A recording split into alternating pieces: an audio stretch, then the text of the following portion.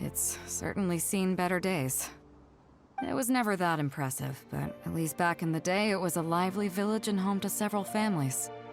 I wonder how long these last few old houses will remain standing. Nothing as dramatic as you might think. A few small incidents occurred, and then people began to leave. Come on, let's take a walk around. People used to call this place Downriver because the villagers apparently moved here from a place called Upriver. With them, they brought their knowledge of fishing, which had been passed down from generation to generation. I learned a lot from them when I was here. Now Upriver is long gone, and Downriver is all but deserted. It won't be long before no one even remembers what these places are called. To Zhong. Zhong. I barely remember this name. You're right. I was only about 5 or 6 years old when I first arrived here. I was homeless and had to wander around the streets. I remember finally managing to find half a rice bun, but then a stray dog jumped out and snatched it away from me. Half a rice bun was not something I was willing to give up so easily at the time, so I chased it all the way to this neighborhood. Then a few fishermen saw us running and stopped me. They were kind enough to give me some food. Seeing me stop, the dog also stopped running. But straight away it keeled over and never got up again. Maybe it was too tired, or maybe it had starved to death. I went over and saw that the dog still had the half rice bun in its mouth. It didn't let go even at the very end.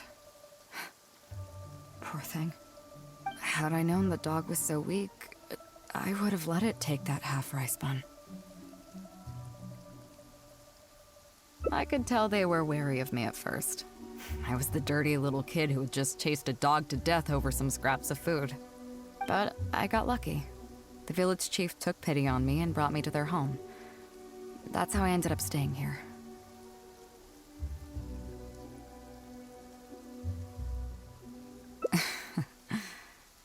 Do you know what the name Beidou means? Come on, I'll explain along the way.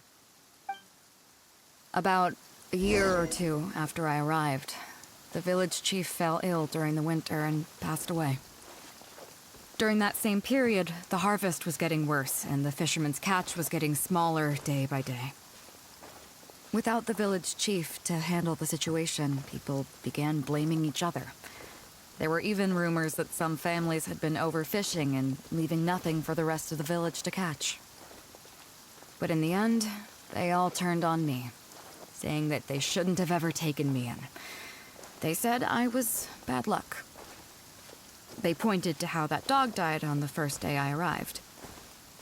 Next thing you know, the village chief dies, and then all the fish die out. They said I was a living curse, and the downfall of the village was all my fault. I told them that I didn't understand. I'm not a curse, I'm just Beidou. Then some of the villagers started shouting, and drove me out of the village. They shouted, "Nando controls life. Beidou controls death. Beidou controls death." Before then, all I knew about my name was that it had something to do with the stars. It wasn't until then that I realized that Beidou was a constellation. And the Alcor, one of its stars, was an omen of death. Here we are. This is the old house of the village chief. I bet he never expected that the little girl he took in would grow up to be seen as a curse that brought about the village's total destruction. What do you mean?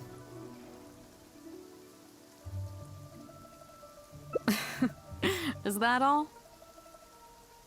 And let me guess, you got to Inazuma and the Electro Archon's Gnosis was taken as well? Well, you seem to wreak havoc on a grander scale than I ever could. Oh, I get it. You're trying to convince me that I'm not cursed. I appreciate it, and I'll take it.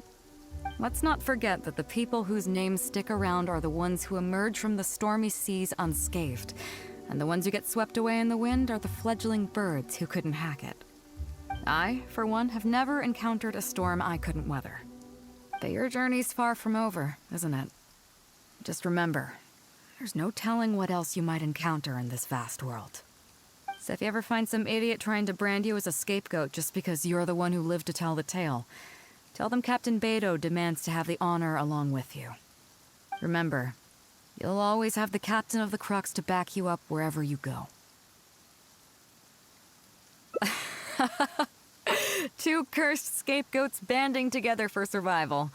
Sounds like a recipe for disaster, but at the same time, I kinda dig it. I'm lucky to have a friend like you. Okay, it's time to get back to our photography. Right, teacher?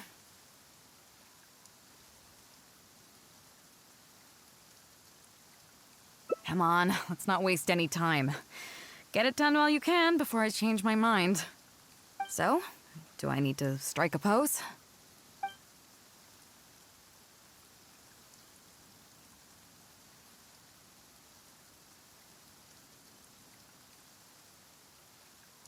All right. How about this?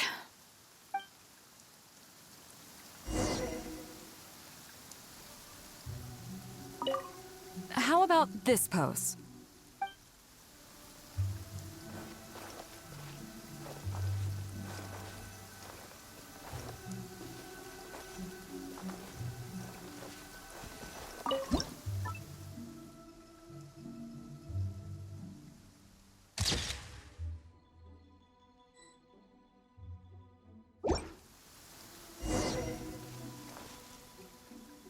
So, is it done yet?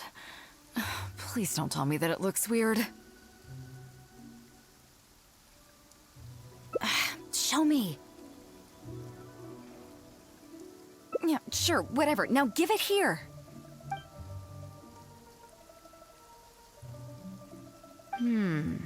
Yes. I see. All right.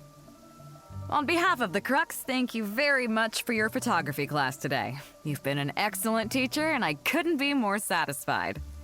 Now, as captain of the Crux, I am exercising my official right to requisition this photograph for future promotion and recruitment purposes. So I'm afraid I'll be holding on to this. That's fine with you, though, right?